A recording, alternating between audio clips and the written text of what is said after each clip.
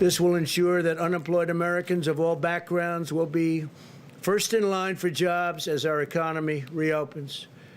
Crucially, it will also preserve our healthcare resources for American patients. We have to take care of our patients. We have to take care of our great American workers. And that's what we're doing. So President Trump's executive order to halt some legal immigration amid the COVID-19 pandemic takes effect today. The measure, which makes exceptions for a variety of cases, including those seeking temporary visas, is set for 60 days, though the president says he can extend it if the time frame, if need be. So here now with the details on that order, Acting Secretary of Homeland Security Chad Wolf. Sir, good to see you. Thank you very much for being here tonight.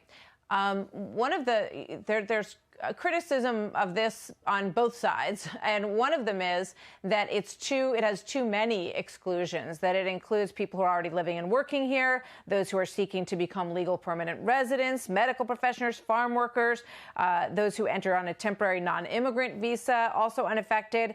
Also, the spouses and underage children of U.S. citizens are unaffected. Who does that leave that is actually going to be affected by this? Well, thank you for having me, Martha. And I think what we see here is this is a very targeted approach that the president has taken. So it affects new immigrants that are coming to the U.S. These are individuals that are competing with Americans for jobs, basically any job in any industry. And that's really what the president is targeting. So these are new immigrants coming to the U.S. As you indicated, there's a number of exceptions, and really the critical ones are those individuals coming to that are participating in the medical field, healthcare industry, medical research, and others devoted to COVID-19, fighting COVID-19. And so there are certain restrictions in there for that. But again, this is a targeted approach, and it's really, the importance here is making sure that we're protecting American jobs. I think what we've seen here, and the president has realized, is we have 26 million Americans that are filing unemployment claims. And we want to make sure that those individuals can rejoin the economy, maintain their jobs, regain their livelihood as we come out of this pandemic and as we kickstart the economy. So this is a first step, as you indicated. I think you'll see additional steps. And in that executive order that the president issued yesterday, it actually directs the Department of Homeland Security as well as the Department of Labor to look at these non-immigrant or temporary visa programs and come back to him with recommendations. And that's something that the department has been looking at for the past several months. So we're well underway and look forward to presenting to the president those recommendations for additional steps. Yeah. I mean, there's a lot of reason to think that the job market's going to stay very tight even after things open up, because a lot of employers have sort of cut the ranks and may decide that they don't want to add to them initially or maybe ever in some of these cases. So there's clearly going to be some tightness in the labor market. The criticism on the other side is takes this form. This is from Max Boot in the Washington Post, the columnist. He writes, there's no justification for stopping the immigration process. All you have to do is test new arrivals for the coronavirus. By stopping all immigration to a nation of immigrants, Trump is doing incalculable damage to our public health, economic well-being, and national character. But from his perspective, that is a small price to pay for energizing his nativist base. What do you say to that, Chad?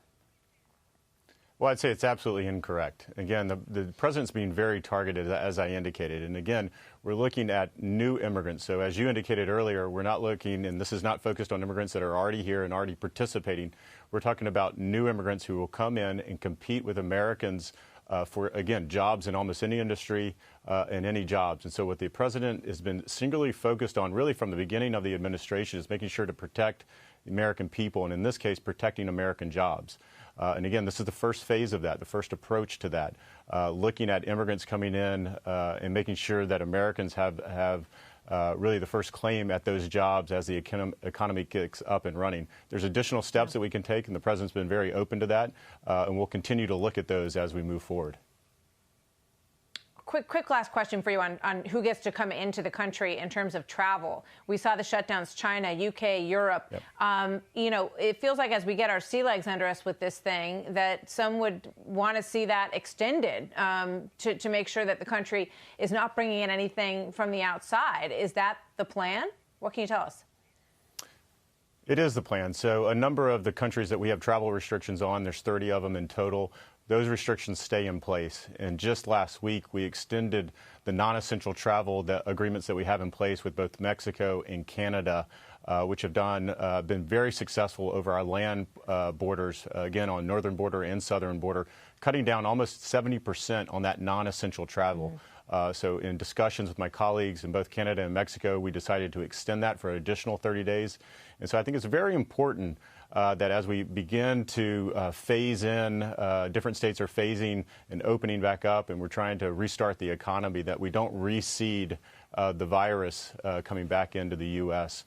From overseas. So I think it's actually critical to maintain these travel restrictions for a little bit longer so we see how this plays out. Seems like a good idea. DHS Secretary Chad Wolf, thank you very much. Good to see you tonight. Thank you.